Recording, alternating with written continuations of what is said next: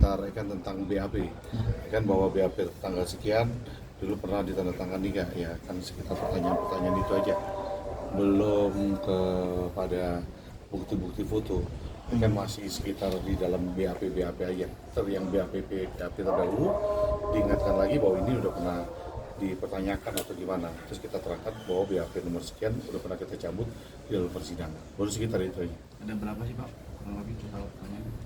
Belum tahu, tadi baru berjalan sebentar doang sih. Iya, baru 10 pertanyaan. Gimana kondisi kesehatan psikologis dari yang BAP? Ya artinya kan karena ini udah 8 tahun, jadi Saka harus mengingat-ingat kembali, gitu, harus mengingat-ingat kembali karena ada BAP yang dilakukan di Polres Cirebon, ada BAP yang dilakukan di Polda. Ya kan, jadi dia harus mengingat-ingat ini dulu BAP di mana, apakah BAP di Polda ataukah BAP di Cirebon.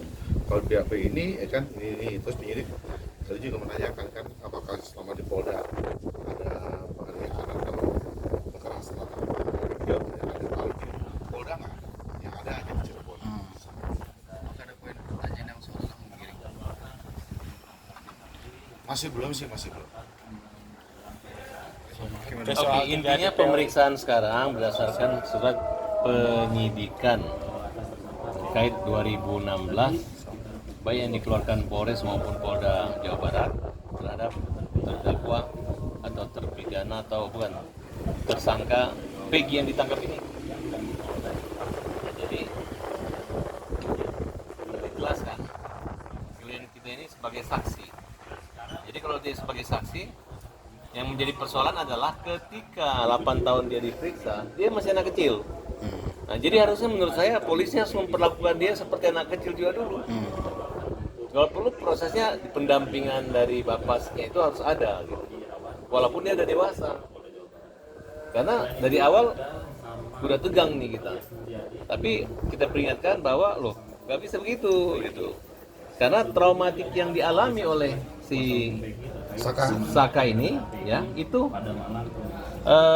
membuat dia berbeda, menjadi diri yang berbeda, gitu. Jangan kau udah dewasa, jadi kau harus tidak bisa, gitu. Kalau dia nggak jawab, ya nggak apa-apa. Dia juga sudah menjalani hukuman itu. Iya. Tujuannya membantu, Pak. Ya, tujuan membantu polisi. Iya. Nggak perlu lagi ditekan-tekan dia, gitu. Pertanyaan yang saya sampaikan tadi itu adalah contoh.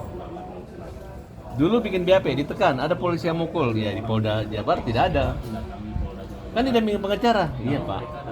Karena ketertekan dia waktu dia dihajar itu, dia kan tetap menantangani. Nah, di polisi kan nggak mungkin dicabut, apa dia mau takut disisa lagi. Nah, akhirnya dia mencabutnya di muka persidangan, ya kan begitu. Oleh karena itu, kita minta, memang agak unik sih, karena dari anak kecil diperiksa dia orang dewasa. Diperlakukan seperti dewasa. Saya juga mikir loh, beda kondisi psikologisnya dia itu berbeda ketika dia diperiksa 8 tahun lalu. Nah, jadi harusnya walaupun dia udah dewasa harus didampingi juga, karena anggap juga karena dulu penyidik kayak anak-anak. Kesaksian dia itu bukan ketika dewasa, ketika dia anak-anak, harus diperlakukan secara anak-anak. Ya kalau saya sih bukan mau merepotkan polisi, tapi polisi harusnya agak repot dikit gitu, dengan cara menyiapkan orang-orang yang dulu mendampingi dia biar dia nggak traumatik. Udah ada pendampingan dari LPSK Bang? Hah? Dari LPSK gimana Bang? Mungkin berarti datang ini sebagai saksi, undang saksi untuk Peggy yang sekarang ini, Bang. Iya, jelaskan. Ya, jadi hari ini memang panggilannya sebagaimana surat panggilan yang kita terima sebagai saksi. Ya, bukan sebagai tersangka yang lalu-lalu. Tetapi beberapa pertanyaan tadi juga ya biasa tim pengacara dengan penyidik itu terjadi tegangan tinggi itu biasa. Dan memang ada beberapa bantahan-bantahan. Karena saya pikir tadi juga pertanyaan beberapa menurutku terlalu subjektif, ya, bahwa kita mau dibawa lagi ke belakang. Padahal panggilan pertama yang mesti kita ingat adalah dia sebagai saksi penangkapan orang yang dikatakan itu namanya Peggy, gitu. Tadi juga diperlihatkan juga DPO. Cuma tadi juga dari Pak Farhan sudah dikatakan bahwa mana DPO-nya. Kalau DPO-nya nggak ada, lu goib gitu loh. Emang ini sidang cerai. Kalau DPO itu daftar pencarian orangnya ada jelas, si Udin, siapa dan lain sebagainya. Harus jelas, fotonya jelas supaya nanti apa? Tidak salah tangkap. Yang kita khawatirkan jadi salah tangkap. Jadi kalau sekarang di masyarakat ini banyak warawiri tentang salah tangkap, ya mungkin juga bisa terjadi juga karena nggak ada muka yang pasti gitu loh. Ya kita nggak pernah tahu ya, karena memang juga tadi juga penyidik kita minta kita kasih lihat Raka, dan tadi juga kata Pak Farhat sudah bilang bahwa si Saka yang saat ini berbeda dengan Saka yang dia pada saat umur 15 tahun. Nah ini yang harus disikapi oleh penyidik. Gitu. Tadi sempat kita tanyakan juga bahwa terkait DPO oleh penyidik, bahwa DPO ini ada atau enggak?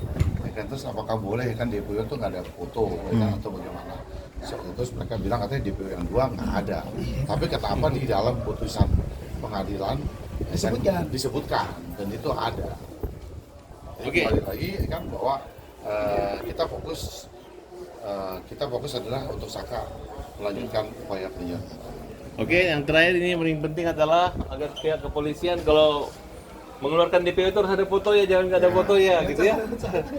Jangan, iya, fotonya minus sketsa wajah itu harus DPO. Kalau nggak tahu bingung kita ini. Gitu. Masa mau cari siapa? Mau nyari KTP nomor ini sekian ya, orang pusing dong. Gitu. Oke, ini menyangkut apa? Karena DPO ini yang membuat mereka dihukum berat. 5 dihukum seumur hidup, 1 dihukum 8 tahun. Bayangkan